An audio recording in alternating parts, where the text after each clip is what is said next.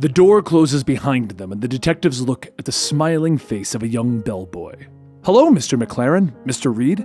It's terrible that this is how we should meet, but the guests are all seated in the dining room, impatiently awaiting your questioning," the bellboy tells them in a rush of words. Reed nods his nod at the smiling young man. The awkwardness of the greeting and the dump of information seems bizarre. He's always hated coming to Silverton, hated the nonsense superstitions that surrounded the town that everyone fed into, knowing that it just helped with the tourism nonsense. But he saw the darker side of it. The fact that people did horrible things, then blamed it on some supernatural occurrence. "Hold your horses, kid. Let us drink our coffee first," McLaren tells him in his gruff, senior detective voice, using his hands to pat the air and imply that the young man needs to slow down. The detective steps through into the lobby, which was probably quite ornate when it was first erected.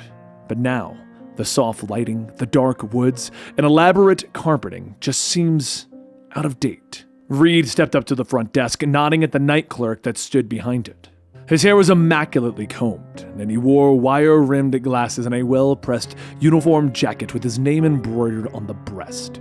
Reed noted that he seemed more like a caricature of a hotel clerk, less like a real person. "Detectives McLaren and Reed," Edward told the clerk as he introduced himself and his partner. "Can you tell us the situation?" he asks, and the clerk nods, smiling at him. "Of course, sir.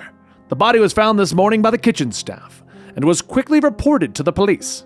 All the guests have been accounted for, with no one leaving or arriving on the premises since dinner last night. The EMTs arrived first and left the body, not wishing to disturb it or ruin any potential evidence that you might be able to find," the clerk tells them. McLaren nods his head as he listens and flips through his notepad. "The victim would be Benjamin Weathers?" he asks. "That is correct," the clerk tells him. "As per the police's request, we have accounted for all guests and asked them to wait in the dining room," he explains, sliding the old-fashioned guest book across the counter to the detectives to inspect. Reed spins the book, reading off the 7 names with their corresponding rooms for McLaren to write down. Arthur Pennibold, 1. Whitney Sotheby, 2. Dennis Hopperton, 3. April Bleem, 4. Daniel Tressel, 5. Trevor McHack, 6. Benjamin Weathers, 7. Reed tells him, but he suddenly pauses and looks up at the clerk with his eyebrow raised. "Did you say that the guests were waiting in the dining room?" he asked. And the clerk nods, confirming the information. Reed looks at McLaren, asking where the body was found. The other detective flips through his pad, finding the information that they were given at the precinct. "The dining room," he says gruffly. Reed turns back to the clerk, who still hasn't dropped his business smile. "So you mean to tell me that everyone in this hotel, everyone that is currently a suspect in the murder, is sitting in the same room as the victim?" The clerk's expression wavers for the briefest of moments, as he realizes that he may have done something wrong and that someone might be unhappy with him. "Well, the police told us to account for everyone and gather them together," he stammers out an explanation. McLaren leans forward on the desk, squinting his eyes over his glasses at the clerk. And it didn't occur to anyone that having the suspects corralled into the same room as the body, where the murderer could possibly hide or remove evidence, not to mention the fact that everyone is just walking around the room, sitting every which way, could in and of itself ruin this potential evidence. He asked in a way that allows you to know that he isn't really asking. The clerk begins to stammer out another answer, but Reed has already pushed back to the counter and stalked out of the room, passing through the rest of the empty hotel until he reaches the expansive dining room. Pictures of the hotel's extensive history line the walnut-paned walls. To the left of the entranceway is a set of ornate stairs that lead to the upper balcony in the hotel's set of rooms. The balcony looks down on the large and probably heavy oaken dining table, at which 6 guests are currently seated. The wall opposite the balcony is almost taken up by a large marble fireplace, around which several comfy-looking chairs are arranged.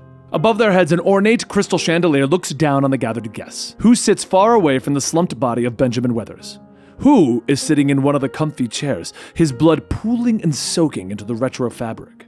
As Reed and McLaren step into the room, one of the gentlemen immediately stands up, anger flashing in his eyes and body language. "How long is this going to take? I have things I need to take care of today," he demands harshly, with Reed stopping him, raising an eyebrow at the irate man. He doesn't respond, instead turning to the rest of the guests, who look at them expectantly. "I'm sorry for the wait, everyone, but we're going to have to ask you to step into the gardens while I investigate the scene, and then I will ask for you each one at a time for questioning," he says in as cordial a voice as he can this early in the morning. There's a brief pause as everyone lets his words sink in, before they all begin to erupt in a cacophony of questions and demands. The big man who spoke first, stepping forward, jabbing his finger into Reed's chest. "You can't do this! We're being held against our will! We have rights, you know!" He shouts, each statement punctuated by a finger jab. Reed just looks at the man, his expression unflinching. "Sir, unless you want to be placed into custody for disturbing the peace and impeding an investigation, I suggest you step outside and wait with the others," he says quietly, McLaren finally stepping forward, his own voice acting as a calming gruffness to the situation. Though they are still unhappy about it, the guests finally stand and shuffle out of the glass doors that separate the dining room from the gardens. The two detectives are then left to themselves and they quickly get to work. A cursory search of the room reveals that nothing seems to be missing, with even the dining room table already set for breakfast and all of the place settings seemingly being in order. Reed steps over to the body, making sure to put his latex gloves on before he gently shifts it. He checks the back and notices a large stab wound in the reporter's back. "Knife," he says simply to McLaren, the older detective nodding, motioning to the breakfast settings. "No bloody knife left on the table," he says, and Reed smiles ruefully. "Downright inconsiderate of the murderer to not leave the weapon out for us," McLaren chuckles. "Be nice if he left some fat fingerprints on it as well for us." He cranes his head towards the doors under the balcony that leads to the kitchen. "Staff?" he asks, and Reed nods, removing his gloves as they both proceed into the kitchen. While the rest of the hotel seems to have been stuck in the past, the kitchen itself has been renovated and updated over the years. Both detectives were impressed by the size, cleanliness, and modernization of the kitchenwares. The kitchen was spotless, with the stainless steel counters practically gleaming under the overhead lights. The next 30 minutes are spent questioning the kitchen staff, who themselves were spotless in their white uniforms.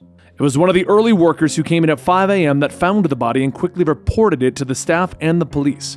While some of their answers didn't seem to add up, additional questions allowed Reed and McLaren to realize that the young staff were merely nervous around the two detectives. Both men searched the kitchen cutlery, but didn't find any knives missing that would point to the kitchen staff being the murderer. McLaren sighed. Well, so much for hoping that this one would be an easy solve. He tells his partner as they head back into the dining room, sounds of shouting reaching their ears as they hear two of the guests having a scuffle. Both men rush to the door in time to see a large, angry guest punch a small, unassuming man in the jaw, knocking him to the ground. An audible crack can be heard as the man drops, blood beginning to pool beneath his head.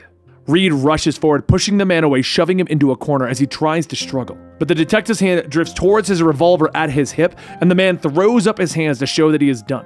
"How is he?" Reed questions his partner as McLaren checks the fallen guest. "He's not looking good," McLaren confirms as he does his best to stabilize the man. He reaches for the walkie at his side, calling in one of the EMTs to come in and have a look at him. The big man moves forward again, trying to claim his innocence, but Reed shoves him back, holding up his hand. "Sir, at this rate, we're gonna have to arrest someone for murder and you for assault. I wouldn't push my luck at this point." He points at one of the patio chairs, his hand still at the butt of his pistol, and the big man quickly moves to sit. Reed steps over, handcuffing the man to the chair, but it was mostly for show, as he probably could have stood and carried the chair out. But most people don't seem to do anything when they're handcuffed to something. "You'll have to wait here while we question the others," Reed orders him, and he turns back to McLaren, who is busy with the EMT that has come off the street. Without a word, Reed motions to the other guests. McLaren nods, pulling out his notebook. "Whitney Sotheby, room 2, he says simply. The woman steps forward and the detectives motion for her to lead the way. She was an aging woman, dressed in the latest fashions. The two detectives quickly learn that she is an actress who vacations in Silverton during the off-seasons. She leads them up to her room, opening up the door. Both men step inside and their eyes begin to water as a wave of perfume scents hit them hard.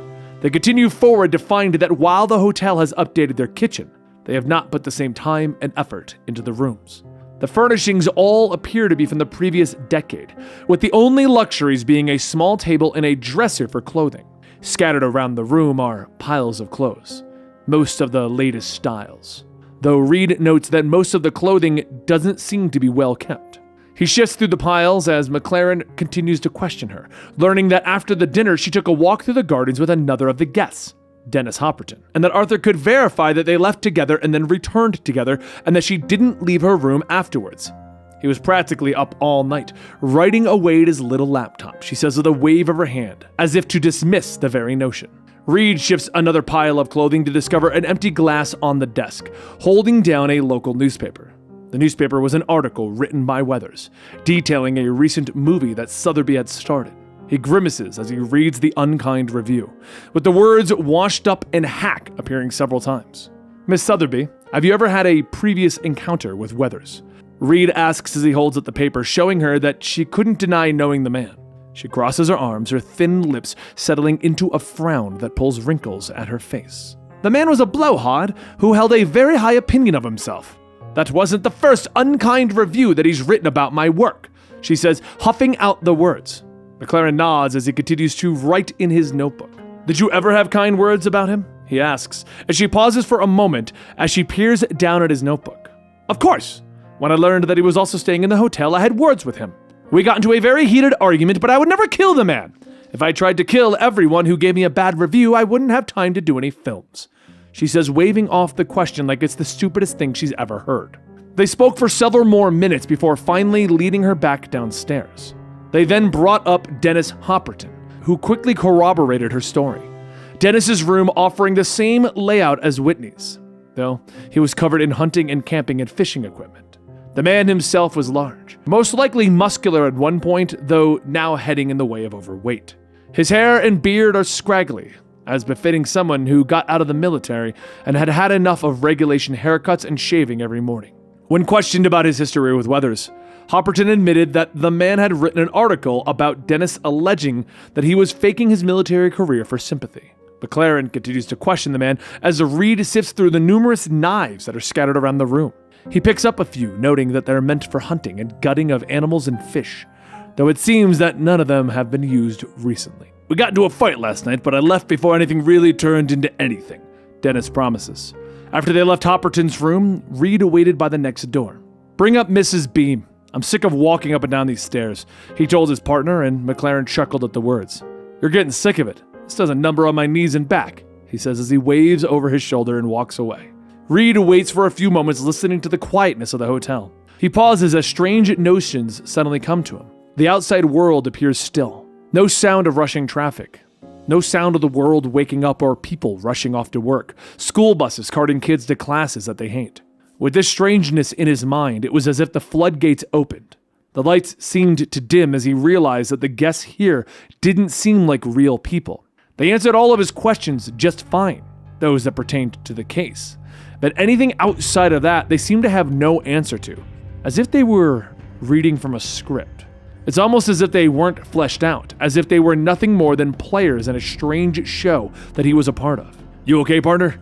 McLaren asks as he walks back up the stairs, helping Mrs. Beam along. His words hitting Reed hard, and with a shake of his head, he snaps out of his trance. His thoughts escape him, as he realizes that he didn't even remember what he was talking about. Like trying to remember a dream a few minutes after you wake up. You know something was there, but the details escape you. He waves it off and motions to Mrs. Beam to open up her hotel room, the elderly woman dressed in an overcoat and a hat.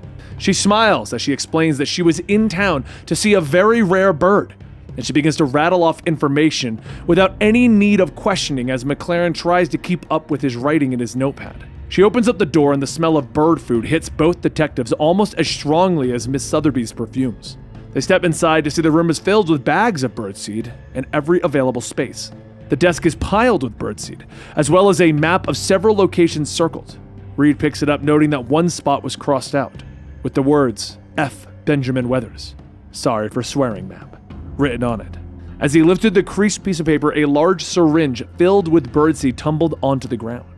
During the search, McLaren continues his line of questioning, still mostly staring at the notepad as she answers. I'm here to see some rare birds, you see, she repeats as he nods. So last night I took a walk by the lake to see a family of owls, but it started to rain, so I quickly came back inside. An elderly woman such as myself can't take the chance of catching a cold, she tells him, and McLaren nods. Can anyone confirm this, ma'am? He asks, and she nods. Oh yes, I saw Arthur in the lounge, sitting in one of those ghastly chairs, typing away furiously at his computer, I'll tell you. What young people see in those things, I'll never know, she says, her face folding into a look of disapproval. Do you have a history with the deceased, Mrs. Beam? Reed asks, interrupting her rambling story, and she nods. Anger flashing for a moment in her eyes as she explains that the writer wrote an article that detailed the location of her rare bird, disturbing its natural habitat and scaring it away. Reed nods, listening to her explanation before he interrupts her right at the end. What is this for, Mrs. Beam? Reed asks as he holds up the syringe, but she waves him off. I find it to be the simplest way to put out seed for the beautiful creatures. None of this scattering it around so they have to search for it. I place some of the seeds on the ground. That way, I'll know exactly where they are," she tells him. He turns, walking towards the window, and looks out onto the hotel grounds. He pauses briefly as he sees a strange flicker in the world around him, but it disappears as he is looking out onto a wooded path that circles a small lake. "This is the lake you walk around?" he asks her, and she nods, smiling as she steps up to the window. "Oh yes, there is a small owl's nest nestled in the trees just over there," she says as she points. "Nothing special, but they are quite beautiful creatures. Though last night they were being quite noisy, I must say." He smiles at her.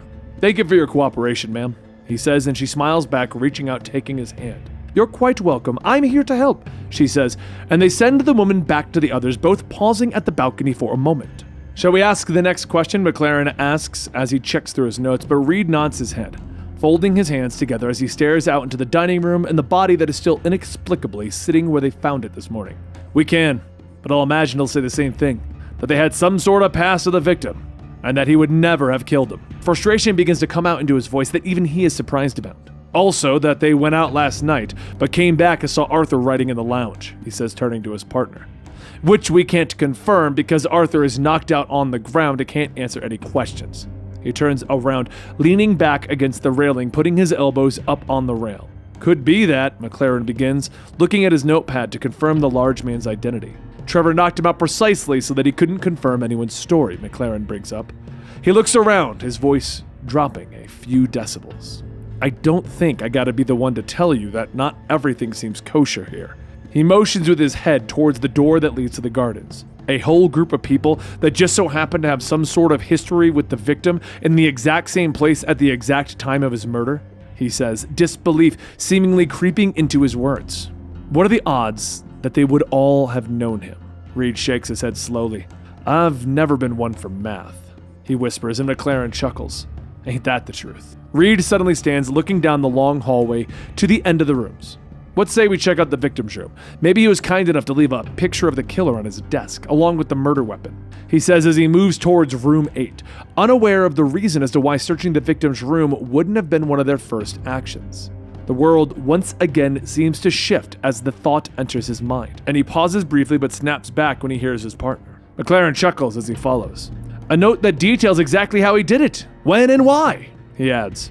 Reed reaches out, placing his hand on the doorknob, and for a brief moment the world freezes, and it shifts around him again. This time, he can sense it, even if he can't explain it. He knows that McLaren feels it too as his partner's breath catches for a moment, but it passes just as quickly, and Reed turns the knob, opening the door. Inside, they find a room laid out like all of the others. "What was that?" McLaren questions quietly as they both step inside, but Reed doesn't answer, looking around the room. "No one stayed here," he whispers. McLaren nods, glancing around as they take the room in.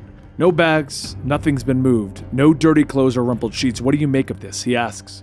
Reed pauses for a moment before heading back towards the door. "It's almost like the room didn't need to be used," he says to his partner. The two quickly head back into the garden, with Reed's agitation mounting with each step. He crosses the outdoor patio quickly, ignoring the guests' questions as he passes them, and he stands before Trevor. The big man was still looking at him suddenly.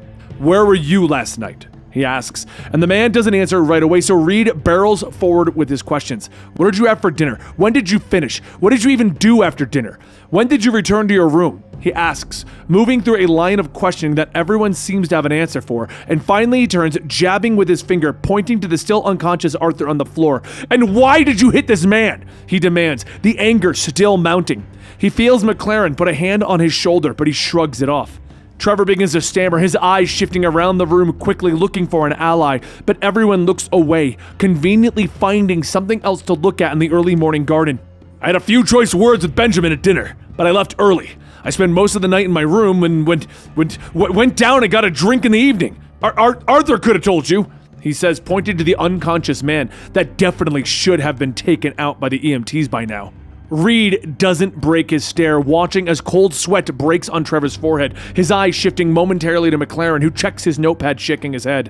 And Reed nods. "We're going to hold you for further questioning, Mr. McHack. You'll come with us," he says as he reaches down, uncuffing the man, twisting him around, cuffing his arms behind his back. Suddenly, the building begins to shake and rumble, Reed turning, pushing him through the patio doors back into the dining room. "We don't even know if we have enough evidence to hold him on suspicion, partner," McLaren whispers as he follows, his eyes shifting nervously at the shaking room, but Reed nods, pushing the man towards the front desk. "Something is going on here, and we've got to leave," he growls. They round the corner into the lobby, but they find it empty. The bellhop and the desk clerk seemingly have disappeared. The shaking grows more intense, the wood beginning to crack in the walls, a deep red fluid leaking out, puddling on the floor. Reed heads for the door, twisting Trevor away so that he can open it, but it flings open to reveal a black void, swirling and endless. From the darkness steps a massive figure, standing at 7 feet tall, with a bleeding and scarred bearskin draped over his shoulders, a massive knife in his hands. Reed and McLaren step back, years of training taking over as their hands drop towards the pistols at their hips. But the world shifts again, and the door closes behind them. And the detectives look at the smiling face of the young bellboy. "Hello, Mr. McLaren and Mr. Reed. It's terrible that this is how we had to meet, but the guests are all seated in the dining room, impatiently awaiting your questioning," the bellboy tells them in a rush of words. Reed nods his nod at the smiling young man, the awkwardness of the greeting and the dump of information seeming odd. And then he shakes his head as he takes a step forward. "What the hell?" he whispers. He looks at McLaren, who also seems to notice what happened, based on his wide eyes and confused expression. "What just happened?" McLaren asks, and they look at the desk clerk, who is still wearing a strange smile, and both detectives step forward, silently agreeing to ignore the words of the clerk as he begins to rattle off his script, though he gets a confused look on his face when he grabs the register without responding to him. Reed spins the book around, rattling off the names and the room numbers. "Names are the same, but the room numbers have shifted around," he says, flipping through his notepad. "You sure?" And he nods. "My notes are blank, but yeah, I remember that much at least," McLaren confirms. Reed nods, waving away the needless questions from the clerk, and both men stride into the dining room, where they find the guests spread out in the dining room, the body no longer there. Reed stops, ignoring their questions as he glances around the room, and he looks up at the balcony, where he can see the edge of the body, its hand draped over the edge of the balcony. "I'm not wasting any time," he tells his partner, glancing at the guests, quickly working through the same order as last time, though he stops and he gets to Miss Sotheby, as her story has changed. "I was out in the dining room, rehearsing lines for an upcoming play that I'm starring in," she tells him. Her words still come out as if she's reading from a script that she's trying to flourish. Reed nods, glancing over at the writer, who is still typing away at his laptop. "Arthur, you were down here all night writing, did you see her?" Reed asks, and Arthur looks up at him, a wave of confused anger crossing his face. "Not once!" he snaps, before quickly looking down at his laptop and continuing to type. Reed nods again, reaching for his handcuffs, when suddenly, the walls begin to shake violently again, the wood begins to crack, blood dripping and pooling onto the carpet, and Reed glances around the room, drawing his pistol quickly from its holster as he watches his partner do the same. He glances back to Sotheby, seeing the look of confused terror on her face. He steps back as he watches her begin to disappear before his eyes, blowing away as if she were dust.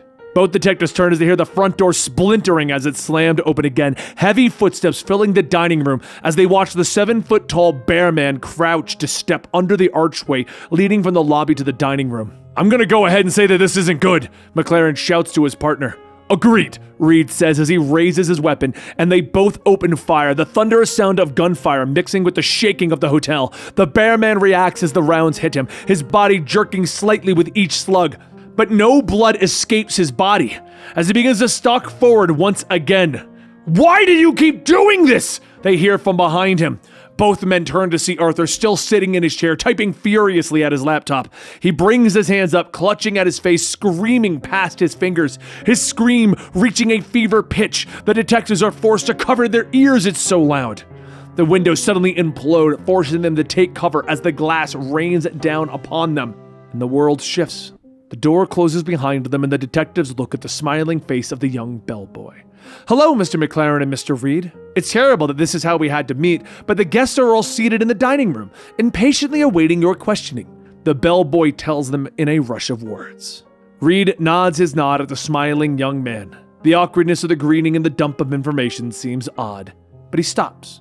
Realizing what happened, he turns to McLaren, who has already drawn his pistol, and both men ignore the clerk and the bellhop, storming into the dining room quickly, their guns at the ready.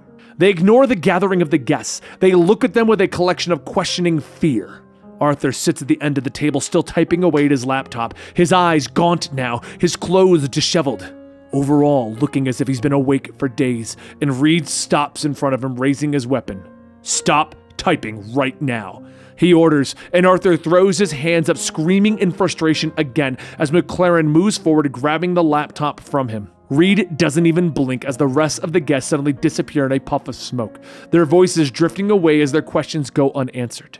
His eyes track them for a moment, but they don't even seem to know that they are disappearing, as if they were never really there. Reed keeps his weapon trained on the author as McLaren puts the laptop on the table and begins to read, his mouth moving with each word until he finally looks up, his eyes confused. Reed crosses towards him, weapon sights still not leaving their target, and he stops at his partner, his eyes glancing at the screen, seeing everything. Everything that they've done since walking into the hotel. Every description. "What is this?" McLaren asks as he shifts, walking towards Arthur with his gun held loosely in his hands. "What the hell is this?" he repeats louder, raising the weapon, but the author is cradling his head in his hands again. "I can't do it. Every time I think they've gotten away with it," he says in self-pity, before raising his head and glaring at them in anger. "Every time you figure it out," he shouts, the hotel beginning to shake again, Reed looking up to see the large bear man crossing by one of the windows. The walls crack, the blood drips once more, but it's running faster now, pooling deeper onto the floor as if to signify they've reached the end of the line, the end of the story, and Arthur stands, his face in a twisted mask of pure anger. "I can't escape if you keep figuring it out. I can't get away from this," he shouts, the windows beginning to crack, thunder and lightning flashing outside in the void. "I wanted to tell a good story, something that would bring joy to the world, something that would interest everyone who read it. Isn't that worth something? Isn't that worth the death of a few nobodies that no one will really miss?" he asks, pacing now, waving his arms and ranting. "They say you write what you know, write from experience. Well, how did they expect me to get the experience to write a murder mystery?" he asks the air. Both Reed and McLaren following his movements, their guns still raised. "And I kept getting away with it. I made every story better. I made every story more real," he says as he stops, turning and glaring at them. "Until you showed up. You were both so smart, you figured it out so quickly. I couldn't add you to the story. You would ruin everything," he tells them, his eyes wide with insanity. "I just knew that if I could finish my story, if I could write my escape, I could get out of this place. But something added you. It was like I didn't have a choice, like I had to be caught, had to pay for my crimes," he hisses, Reed knowing what's coming before it happens. He's seen it before, but he doesn't remember where, but he knows. Arthur moves quickly, pulling a knife from behind his back. "You have to stop! You have to let me finish! You have to let me get away," he says. McLaren steps back for a moment, but Reed fires 2 rounds, ripping through Arthur's chest, punching a hole out of his back. He stumbles back, falling hard onto the overstuffed chair. And for a moment he tries to force himself up, a look of shock replacing the anger on his face. He didn't know that this was the end. Not until that moment. The lobby doors splinter inward as they're kicked open once more. Reed and McLaren turn, prepared to make their final stand as the bear man stalks towards them, his massive footsteps joining the shaking of the building beneath their feet. They raise their weapons as the monster moves towards them, but the world shifts again. Bright lights fill his eyesight and Reed blinks it away. As his vision clears, he looks around to see the town of Silverton. Bright morning light bathing the town in a soft glow. Next to him, McLaren looks just as confused as he looks around. Behind them, the Gem Motel sits quietly, but there aren't any police cars. No sign of anything amiss within the hotel. It's just a quiet morning in a quiet, sleepy town.